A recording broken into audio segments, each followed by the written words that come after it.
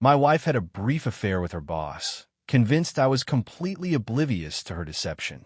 She was gravely mistaken.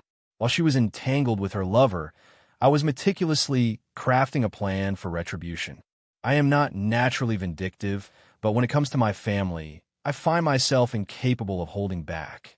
Last July, I painfully uncovered my wife's infidelity, and since that harrowing discovery, I have been enduring immense anguish. Initially, I harbored no suspicion whatsoever. The thought of my wife betraying me in such a manner, after 8 years of what I believed was a genuinely happy marriage, was beyond comprehension.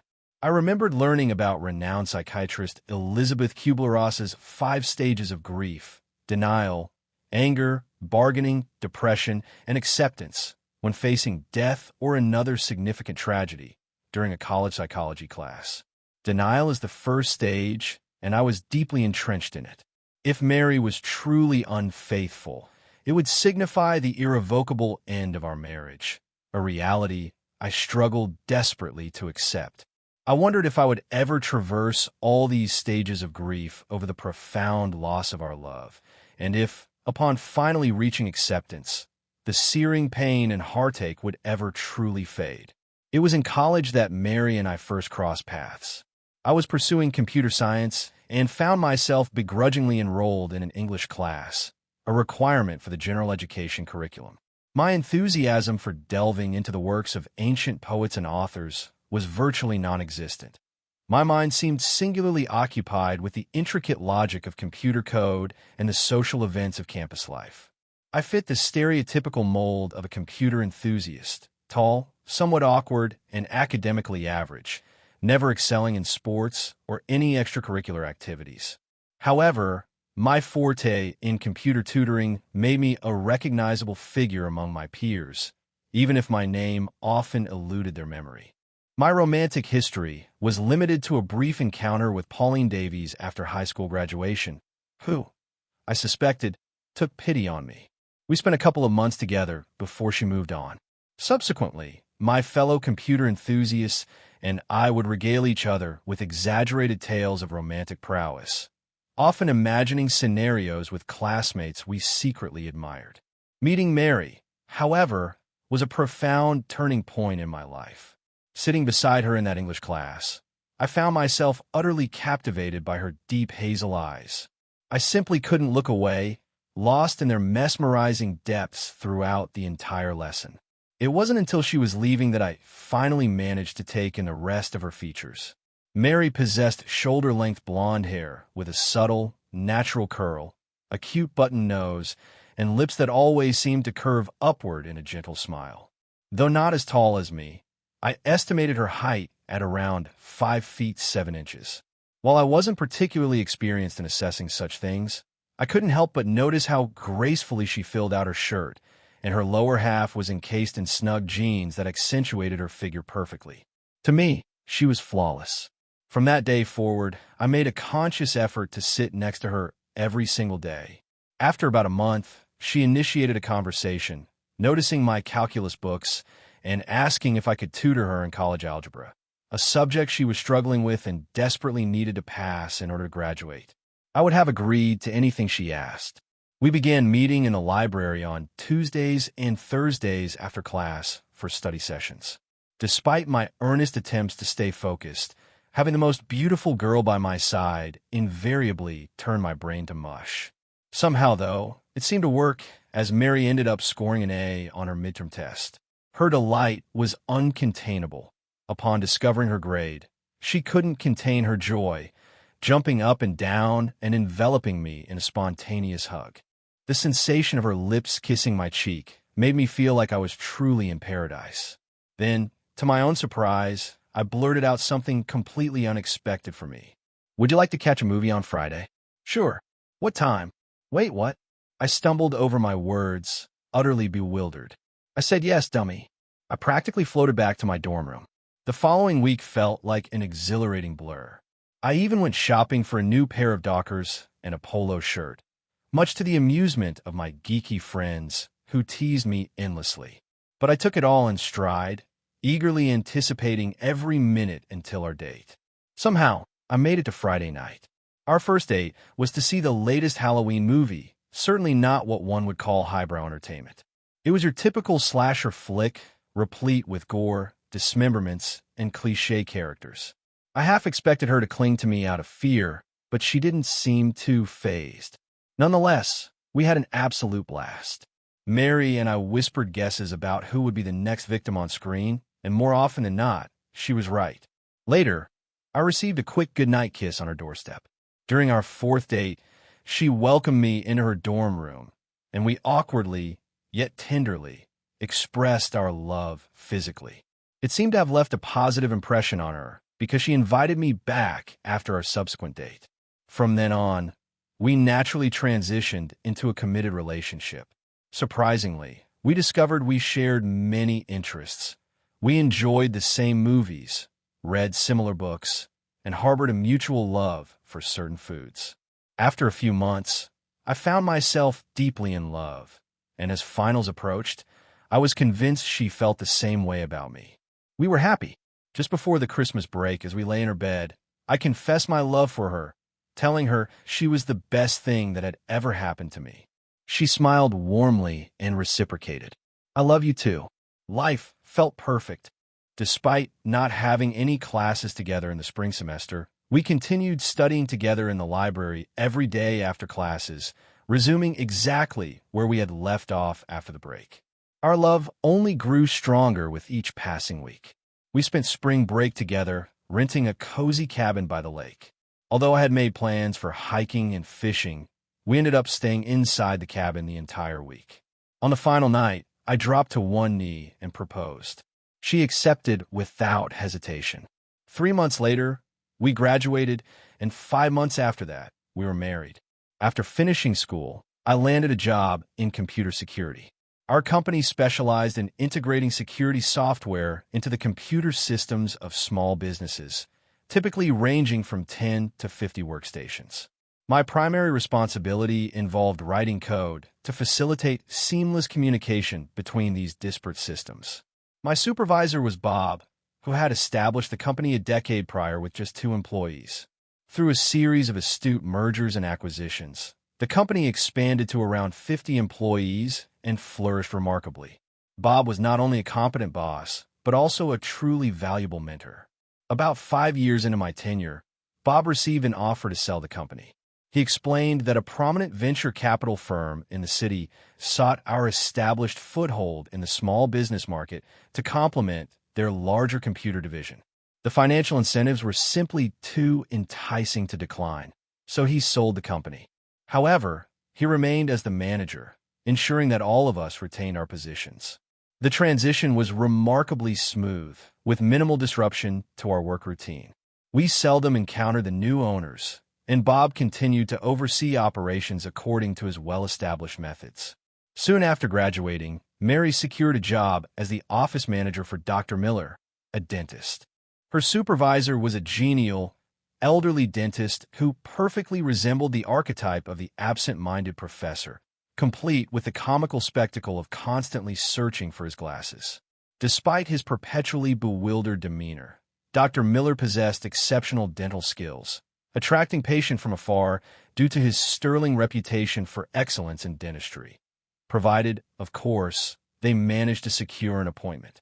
When Mary started working there, the office was in utter disarray. Bills went unpaid, files were routinely misplaced, and the billing systems were woefully outdated. It was chaos. Mary, however, took on the monumental task of organizing and improving the entire office, leading to remarkable results.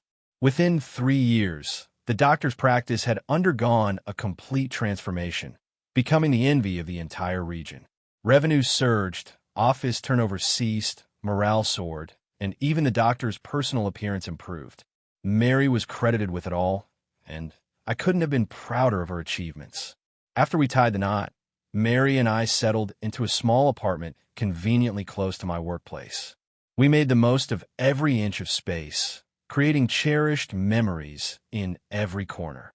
We both agreed to focus on advancing our careers before starting a family. Each year, we treated ourselves to a vacation around our anniversary. In the beginning, our budget was tight, so we often retreated to our beloved cabin by the lake.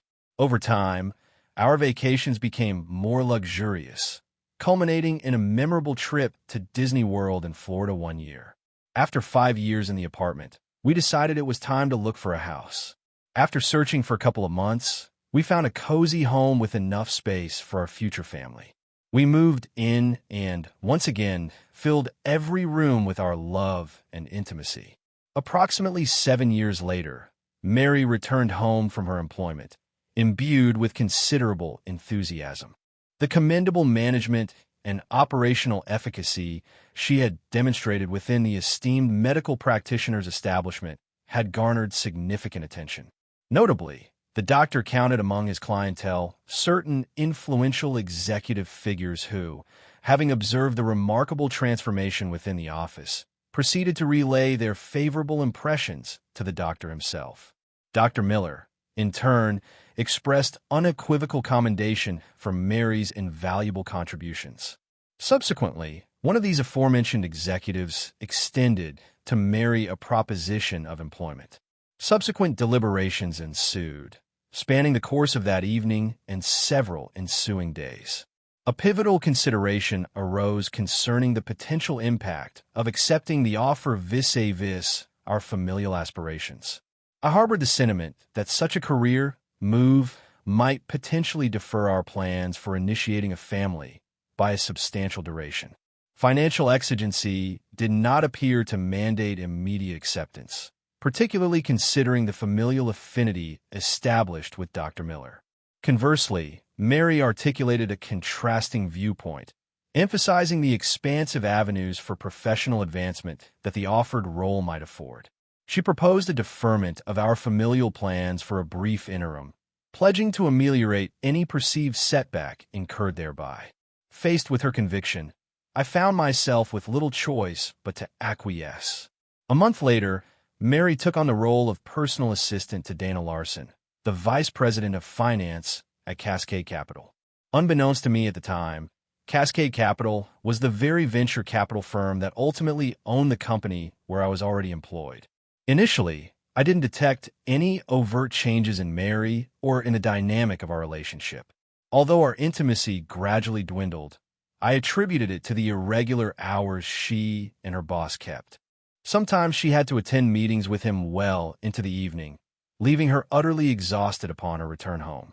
However, over time, our bed life deteriorated even further. Despite my attempts to reconnect with Mary, she rebuffed all of my advances. I wouldn't call us being intimate for the 2 months leading up to the awards dinner. The notion of her being unfaithful was so foreign to me that it never even crossed my mind. I discovered that Mary was having an affair with her boss on the day of her company's annual awards dinner. I simply couldn't bring myself to believe it.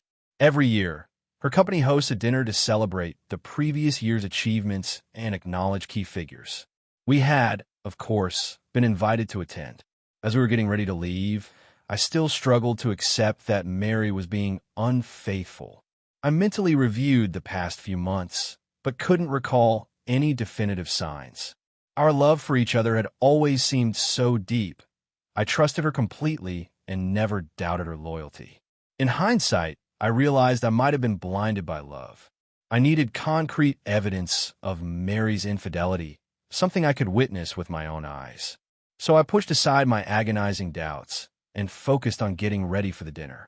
I observed Mary closely as she prepared, taking note of every minute detail, her outfit, her makeup, even her choice of lingerie.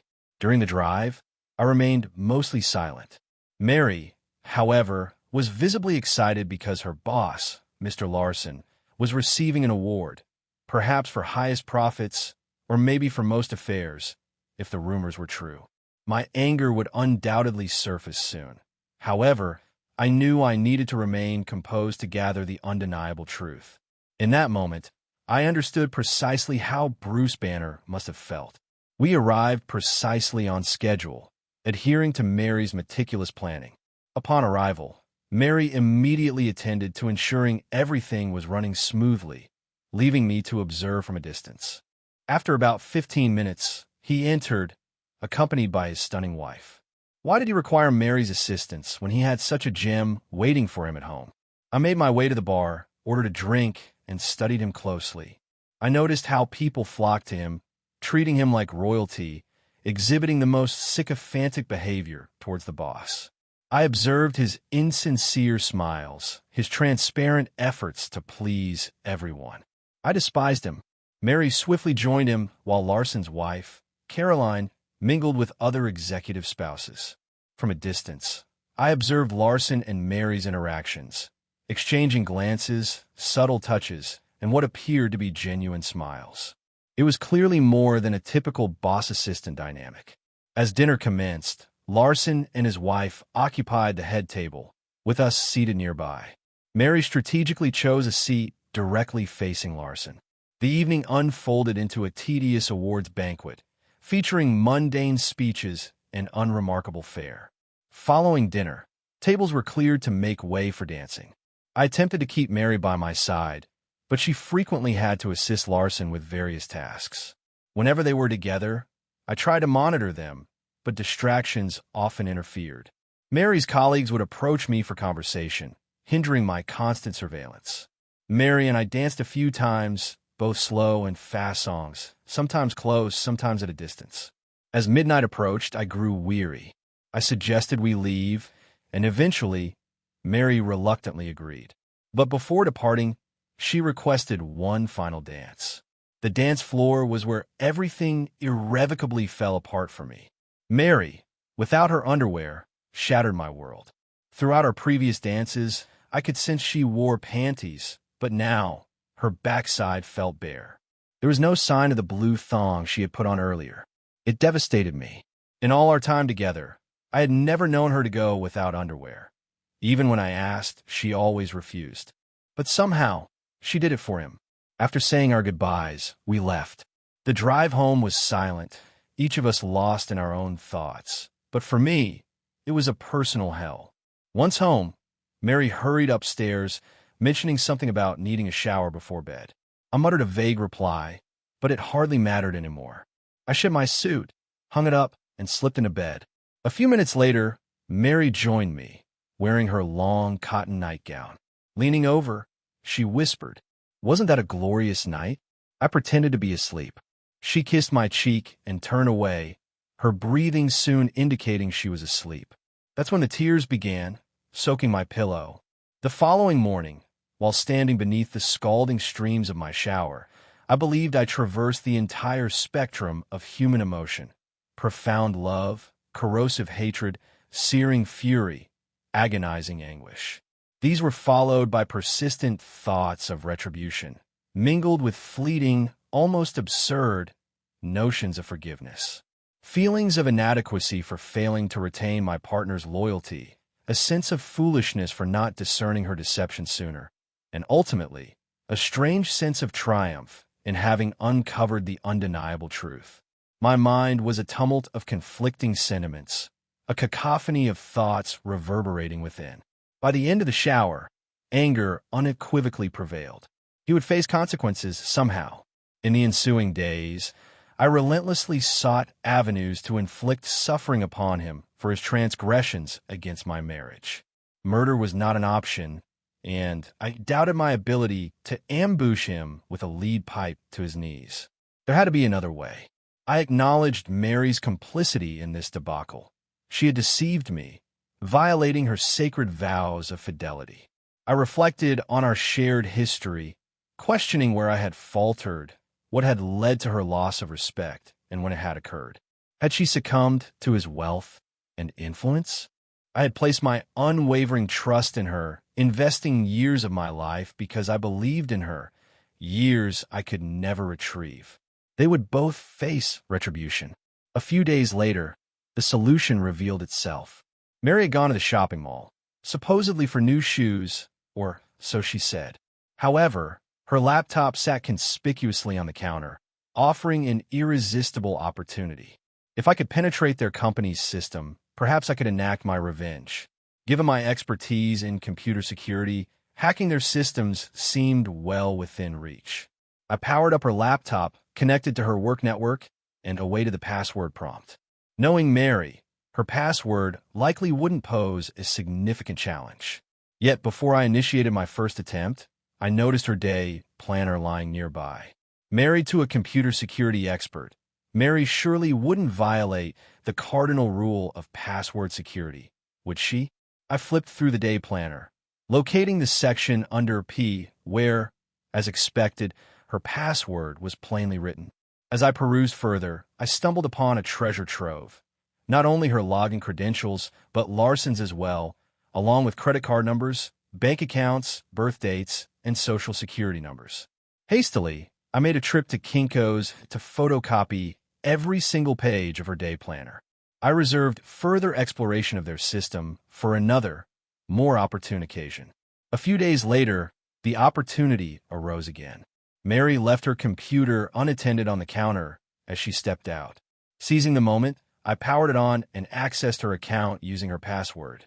Given her position working for the vice president, she had nearly unrestricted access to the entire system, including payroll, purchasing, accounting, and much of the production systems.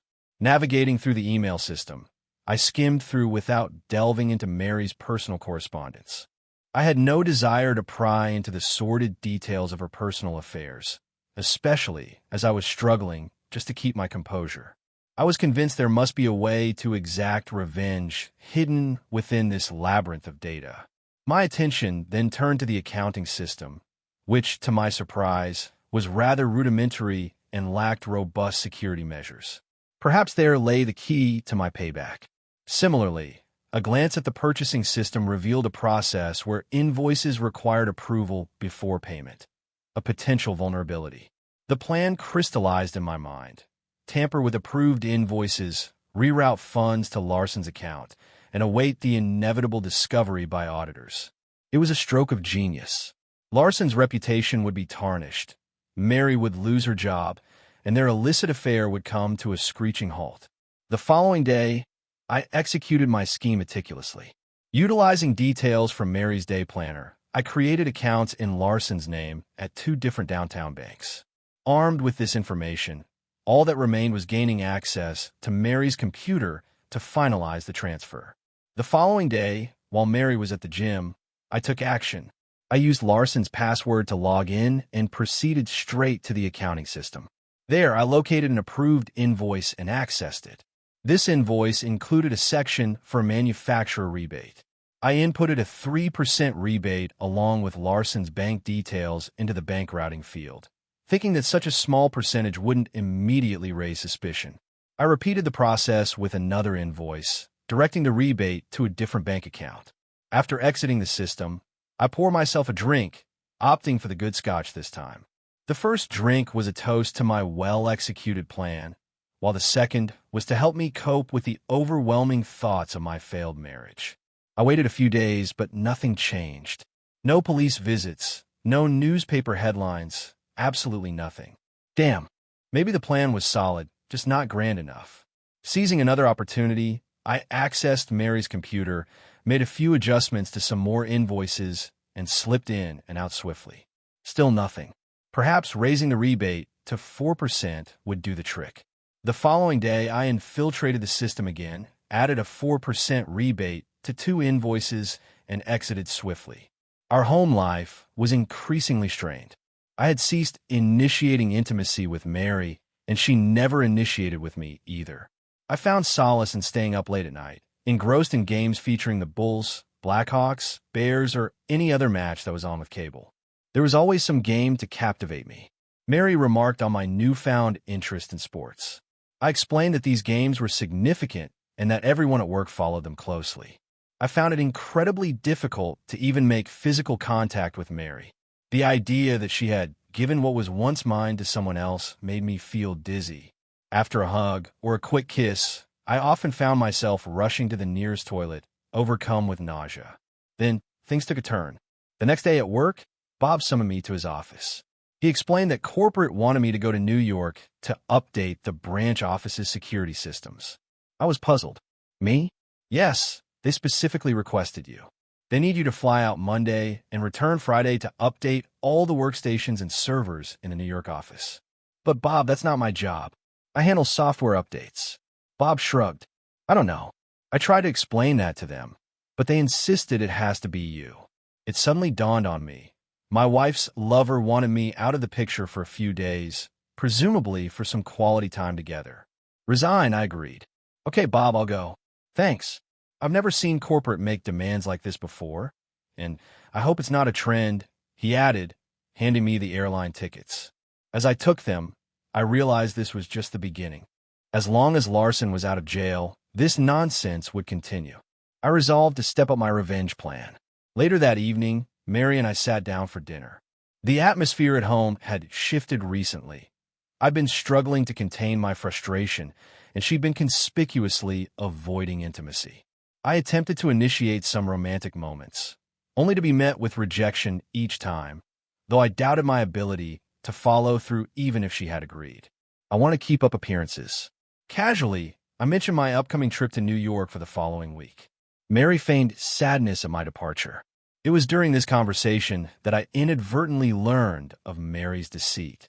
She slipped up, expressing excitement about the theater next week, then quickly corrected herself, claiming she meant the movie theater with her friends to watch a chick flick. I chose to ignore the lie. My mind wandered to Larson's wife. If Mary was concocting excuses, surely she was too. I felt the increasing need for scotch, using it more frequently as a numbing agent, a habit I recognized as unhealthy. Mary's direct involvement in this New York charade now put her squarely in my sights. The next day, I opened accounts in her name at 2 downtown banks. Before the weekend, I manipulated a few more invoices online, redirecting funds to both Larson's and Mary's accounts. Their downfall was imminent. I sensed a profound shift within myself, a departure from the friendly, perhaps naive, persona I once portrayed. A darker side had emerged, one I hadn't acknowledged before and wasn't sure I liked.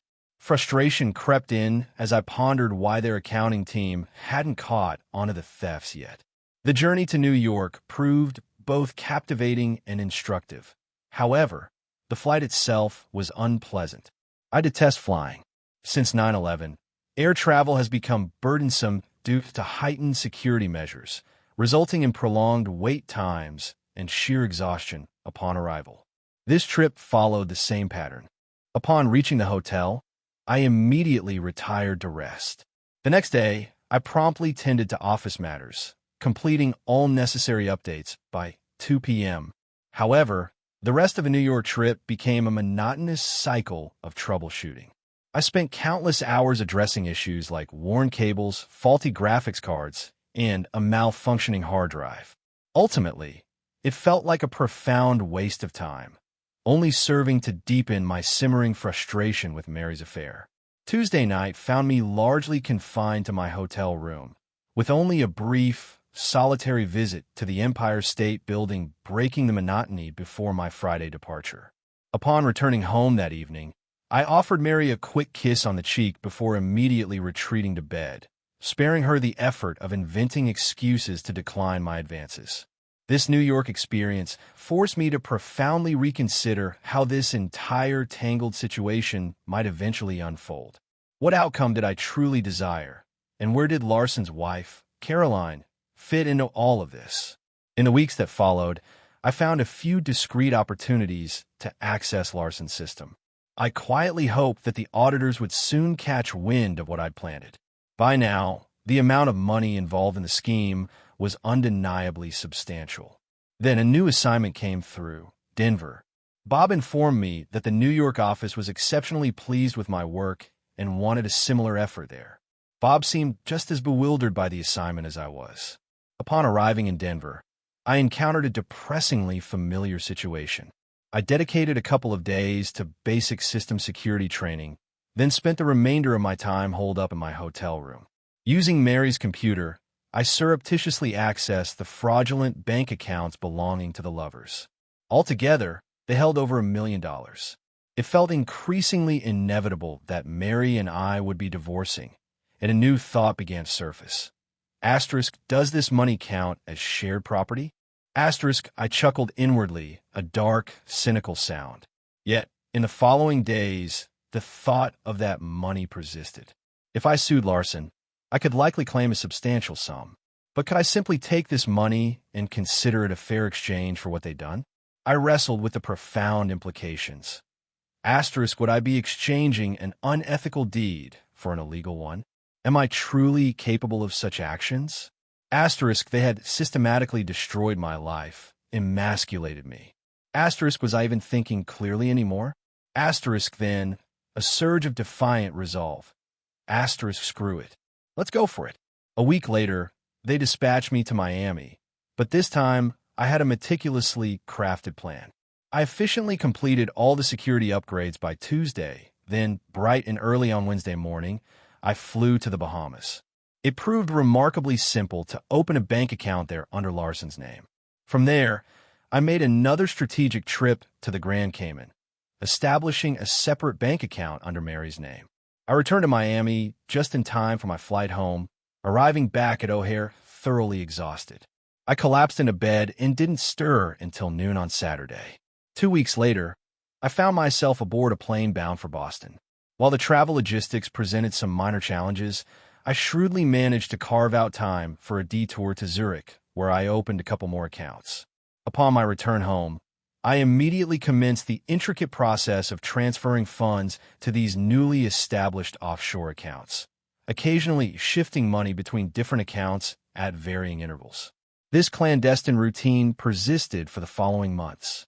Every 3 weeks or so, I was dispatched on seemingly innocuous missions to cities like Seattle, Phoenix, and Atlanta. During one particular trip to Phoenix, I seized the opportunity to extend my journey to Mexico City, establishing yet another offshore account. Back home, I routinely accessed Larson's accounting system, subtly tweaking invoices and expertly rerouting funds through local banks before sending them offshore. The intricate dance of planning and executing these complex financial maneuvers became a peculiar source of solace amidst the deepening chaos of my life. Meanwhile, my relationship with Mary had withered, dwindling into one that barely resembled that of roommates. Our interactions were limited to polite, superficial moments when our lives unavoidably intersected, as she meticulously guarded her own world from my increasingly penetrating scrutiny. Despite my earnest efforts to bridge the widening gap, our connection remained undeniably strained. Every attempt at closeness seemed to provoke an argument, often stemming from trivial matters like the precise arrangement of dishes in the dishwasher or the misplaced coffee cup. I couldn't shake the chilling feeling that these petty disputes were deliberately manufactured, a calculated tactic to withhold affection from me. In November, a particularly cunning incident unfolded, one I executed with a grim sense of satisfaction. I took a perverse pride in successfully accessing Mary's confidential schedule and noted a lunch appointment with Larson. As their lunch hour began, I bought a dozen exquisite roses and headed directly to her office. The women there cooed over the flowers, praising me as a thoughtful, devoted husband. But alas, Mary was conveniently in a meeting. Since they were all leaving for lunch, I casually asked if I could leave the flowers on her desk, which they readily allowed. Once inside Mary's office, I swiftly closed the door and settled in her chair, logging into her computer. I made subtle adjustments to a couple of invoices and accessed her bank account, knowing full well it would leave a traceable digital footprint. I figured this could serve as critical evidence if auditors ever caught wind of anything suspicious. Then, I repeated the entire process in Larson's office. While on Larson's computer, I seized the opportunity to explore further, delving deeper into his files. Deep within, I stumbled upon a hidden folder containing explicit images of Mary in various intimate poses. It stung. Certainly, though not with the same raw, visceral intensity as it had initially when I first discovered the affair. I coolly copied the folder onto a thumb drive I always carry and left without a sound. When I arrived home that evening, Mary was ecstatic about the roses, finding them incredibly romantic. I even received a special favor from her as a result. Well, a favor is a favor, and I never refuse one. It surprisingly turned out to be one of the most enjoyable nights we'd had in a while. However, I couldn't shake the chilling awareness that the next day would inevitably bring me crashing back to the grim reality of my wife, her lover, and myself. About a month later, I casually mentioned to Mary that I was planning to enroll in a French course at the nearby community college. The classes were conveniently scheduled for Tuesday and Thursday evenings. She was visibly thrilled, practically beaming at the prospect of 2 more uninterrupted evenings with her lover. This decision was a calculated part of my strategy to gradually disengage, and any time spent away from Mary genuinely alleviated some of the immense stress I carried. Despite my fabricated work trips, I managed to attend the classes without difficulty. I communicated openly with the instructor, who proved understanding, and I ultimately earned a respectable B in the course. The affair, meanwhile, showed no signs of slowing down, and remarkably, the auditors remained completely oblivious. I couldn't help but ponder how individuals like these managed to achieve such prolonged success. Then I recalled Fannie Mae and Freddie Mac, but that's beside the point. I had an intuitive sense that things were wrapping up soon. Mary's company needed to finalize their financial records by the end of the fiscal year, a process that absolutely included tracking down any missing money. And sure enough, they managed to do so while I was away on another trip. Mary phoned me in a desperate panic. I was lounging serenely by the hotel pool in Los Angeles when her frantic call came through. She mentioned an ongoing audit and that she would be delayed, advising me not to attempt to reach her that evening. I calmly sipped my banana cocktail and, with a perfectly feigned tone of concern, reassured her, saying, "Of course, dear. Best of luck." Swiftly, I enacted my pre-planned exit strategy. I transferred the remaining funds to an account in Mexico and immediately caught a flight there. Once on the ground, I withdrew all the money in bearer bonds, securing them in a safety deposit box. Back in Los Angeles, around noon, Mary called me again, reporting some severe complications and asking if I could return home promptly. I informed her that I was still unfortunately tied up with security matters, but would aim to be back by Thursday. I ordered another round of banana drinks and grinned to myself. It seemed the storm had finally hit. The very next day, online news outlets exploded with reports of their arrest. Headlines screamed, "High-ranking executive and lover involved in large-scale fraud." The accompanying images of Mary and Larson were, predictably, unflattering. The report meticulously detailed how funds had been illicitly diverted from multiple accounts for personal use by the mistress. It further mentioned that investigators had painstakingly traced some of the stolen money to the Grand Cayman Islands and intended to liaise with local authorities for access to those accounts. Bail was set at an astonishing $1 million for each of them. Returning home on Thursday night, I was at the courthouse bright and early on Friday morning. I leveraged our house as collateral for the bail, and by around 2 p.m., Mary was released into my custody. We drove home in a suffocating silence, Mary's soft, intermittent sobs the only sound. Once we arrived, she rushed upstairs for a shower, claiming she desperately needed to rid herself of the smell of jail. Memories flooded back of a similar, frantic dash to the shower after last year's awards dinner. I poured myself a generous scotch and waited downstairs. A few minutes later, Mary descended, wrapped in a lengthy bathrobe. Seating herself opposite me, she clarified, with a strained voice, that she was innocent, having not taken any money. She remained stubbornly silent on the affair itself, neither confirming nor denying it. I, in turn, refrained from directly broaching the topic, instead suggesting it might all be a misunderstanding and assuring her we'd enlist formidable legal representation to contest the charges. The atmosphere at home turned chillingly cold as we awaited the trial. Mary spoke sparingly, meticulously avoiding any mention of Larson. My routine continued monotonously, going to work, returning home, nothing more. Larson, I learned, opted to challenge the accusations alongside Mary, meeting occasionally with their shared lawyer. Beyond that, Mary rarely ventured out. Whether their affair persisted remained entirely unclear to me, though I did learn that Larson's wife, Caroline, was seeking a divorce.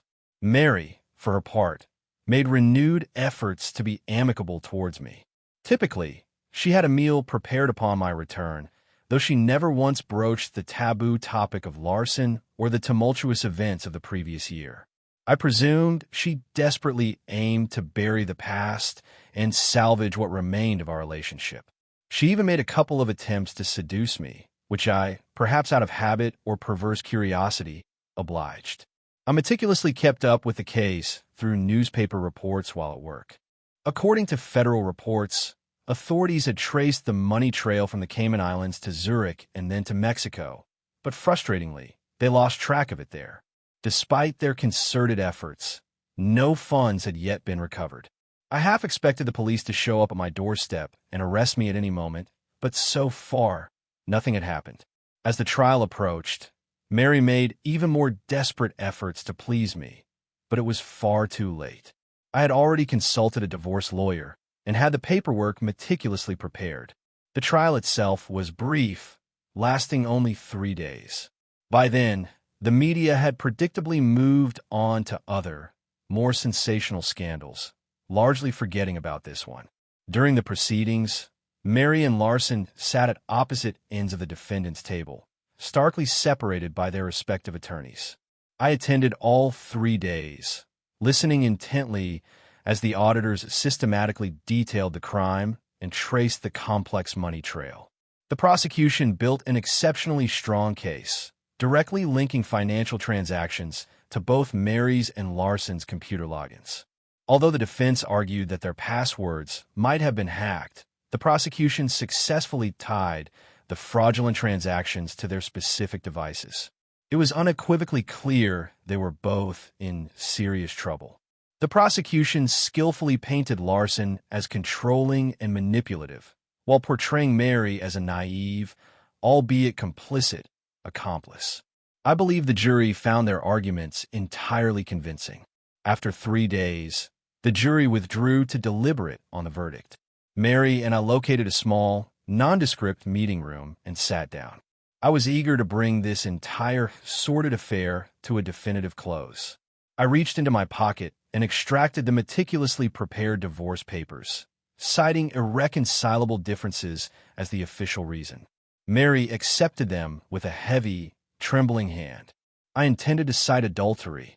I confessed, watching her closely. Mary interjected quickly, but that was never proven. Yet I have evidence, I replied, pulling out a handful of photographs from my pocket. I handed her the first one from the stack, depicting Caroline and me smiling at the very top of the Empire State Building. I'm not accusing you of adultery, Mary, but rather myself. I confessed, my voice flat. Last year, on the day of the awards dinner, Larson's wife, Caroline, came to my office. She had hired a private investigator to follow her husband and possessed undeniable evidence of his infidelities. I initially dismissed her claims, stubbornly refusing to believe them until the dinner itself. It was then that I saw you two together, confirming all her suspicions. I was utterly devastated. I later emailed her to apologize. When Larson sent me to New York with you, I understood the true, insidious purpose of the trip, for you two to be together. I even wondered how you managed to get Caroline out of town. To my surprise, she appeared at my hotel room door one Tuesday night. We spent the entire evening drinking wine, sharing our profound pain, and slowly discovering the full extent of Larson's deceit. Caroline revealed that your phone calls regarding my trip had been recorded by the private investigator. She graciously volunteered to leave town to visit her mother before Larson even had to concoct a reason for her absence.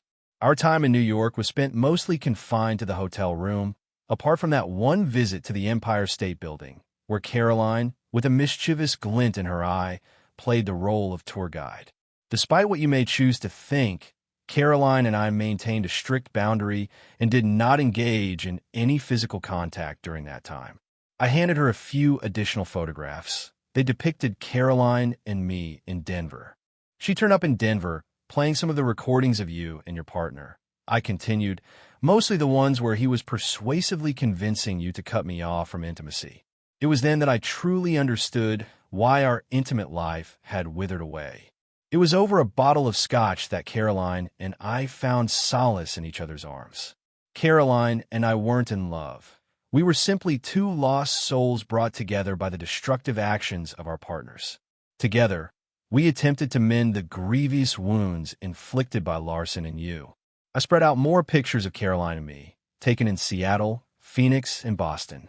These images capture Caroline and me enjoying the very sights and locations that Mary and I had once discussed. By then, we were evolving into good friends with benefits. I remarked, a sardonic edge to my voice. Afterward, I presented her with the photos from Miami depicting Caroline in a stunning bikini. Additionally, there was another girl featured in the images. That other girl you see is a close friend of Caroline. Remember when I mentioned my fantasy of being with two girls at once? Well, let me tell you, it lived up to every expectation. Mary was utterly devastated, tears welling up in her eyes, finally spilling over. I felt a pang of remorse myself. Asterisk, if only she had confessed her indiscretions earlier, perhaps we could have worked through it. If she had approached me long ago, expressing her desire to end our marriage for Larson, I would have been hurt, but not as utterly shattered as I am now.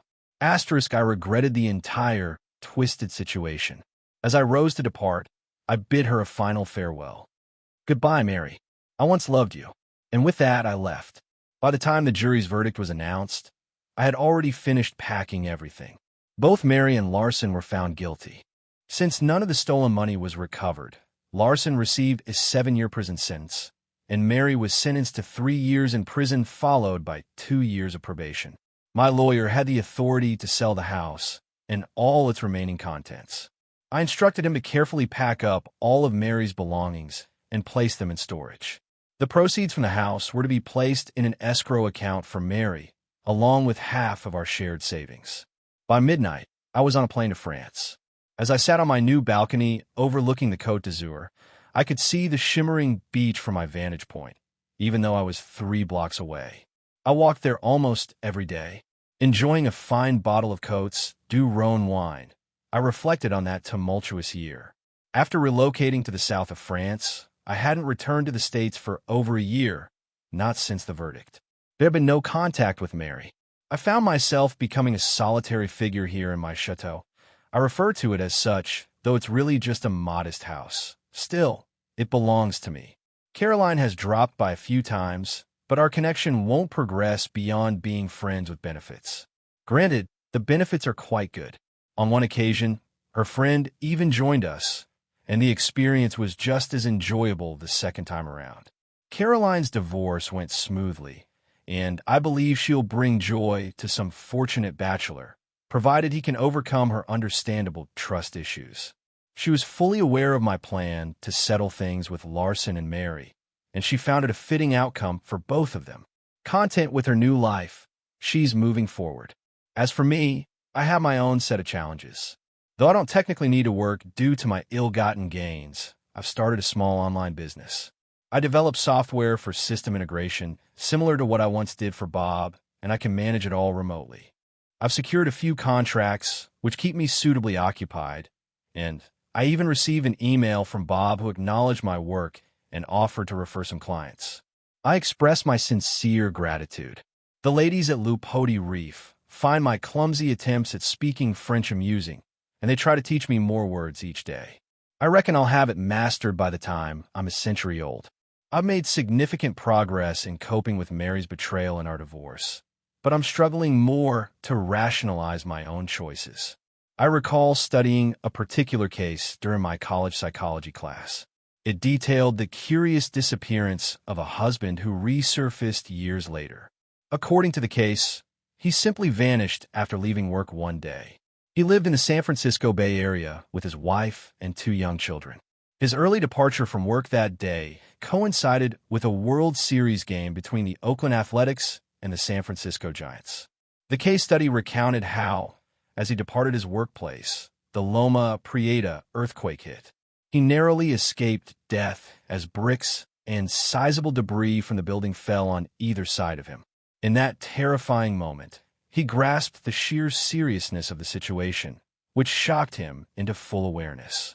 Reflecting on his life, he realized his profound unhappiness and the many unfulfilled desires he harbored. Without speaking a word, he quickly packed his belongings and left his wife and children.